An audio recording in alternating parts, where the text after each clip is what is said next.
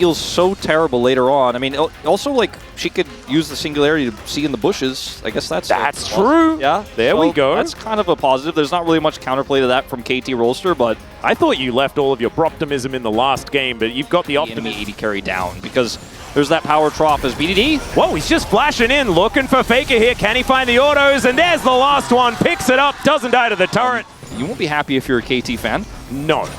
It's 18 to 50. It's kind of absurd. Only going to move in, look for the spear onto BDD. Is Pioshik going to need to shield him? BDD just able to get the kill. Still, it's answered this time as the jungle is now facing off. Pioshik without too much firepower.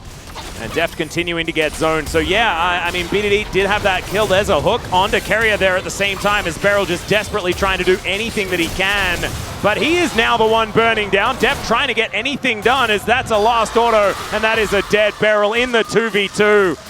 And T1 just demonstrating that this bottom lane, they still got it. I mean, Beryl tried his best to try to get any sort of space here for Deft, but is unfortunately for him unsuccessful. Good spacing there from Guma on the follow-up autos. Takes Beryl out. Deft left alone here. At least he's the one who survives. At least maybe he can get some of that critical farm. Now, BDD picked up a second kill here in mid. It's not an assist, but it is. After all. And here on the bottom side of the map, yeah, Deft and Beryl continuing to have just a terrible time. Yeah, and, I mean, okay. Oh, speaking of terrible times, to the skies is Faker. Yeah, hands up here. And the extendo beam not really going to help out there as, okay, Root Caller does come on through. Kamiushi is going to get the heal, though, from the Primal Surge. And they try to do their best to take down the cannon. Is just unfazed. No, he doesn't care. Not even a little bit. BDD going to turn up. Ona is able to secure that one grub. And so that is 2 apiece here. KT looking to try and lock down their third. And, oh, I thought that spear was actually going to be able to pick that one up. But good smite there from Pioshik. You can see T1 just aren't confident to fight this right now. They don't have any vision. Oh, okay. Light Binding does come on in. Peacemaker down as well as he's just dead. The final spark is going to be exactly that. And Beryl, this is the power. And we're starting part 2, this time on the Herald, but this time T1 a lot more control than they had the last. Yep, Ace and Hole going to come on through as there is the depth charge onto the Nidalee. He's burning, but so's Beryl, and there's Faker picking up his... Try to follow up and punish those low health bar champions on the side of T1, and that's the Herald going over. Yeah, Shirelli is coming in relatively soon as there's some redemption damage, and the flash forward from Beryl. Gumayushi, he does not have his flash available. Root Caller comes down. There's the hook. BDD's like, give me my fourth, and he'll be able to pick that one up. Beryl, he's on the prowl once again. Gumayushi gonna be in trouble here as Perfect is just gonna put him into the death realm. What are you gonna do about it?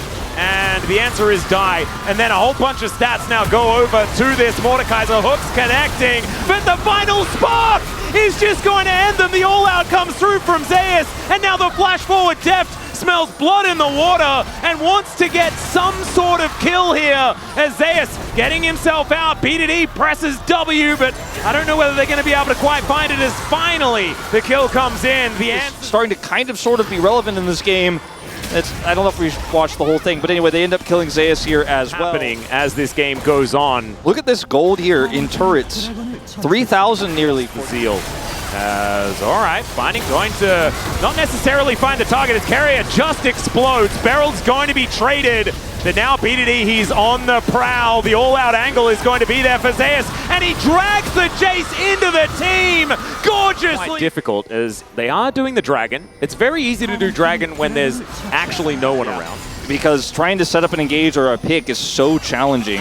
Oh, Carrier going to be able to find a bit of a combo. There's the spear to land as well. Beryl is just dead. There is going to be vision going into this Baron pit. Pioshik does have his flash available. Can he be the hero is the question. The answer is no. Zeus just said, get out of here. The Baron's going to be secured. Daisy's going to be taken down first. Pioshik is destroyed, and T1 just snowball the fight so beautifully. Yes, Perfect is able to kill a Lux, but I think Carrier did his job this game. Faker going to be able to lock down that kill. It's now 12-8. The gold lead is skyrocketing, and then Baron is up, and it's already 3,000 gold. The power play 4,000 was legendary, and it's probably what's going to win T1 this telecom war. Yep.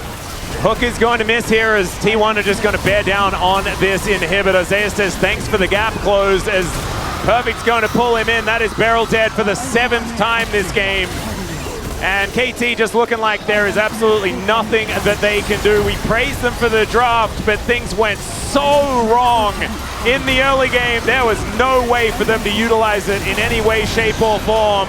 Nexus turret's going down. T1 going to get some revenge against KT. They're going to move to 4th place in the LCK, and they're going to send KT to 7th with a victory here. Deft is trying to kite his way out of this one, but he's not going to be able to. He wanted to kite his way out of the early game. This is the way that he gets out of it, and it's via defeat.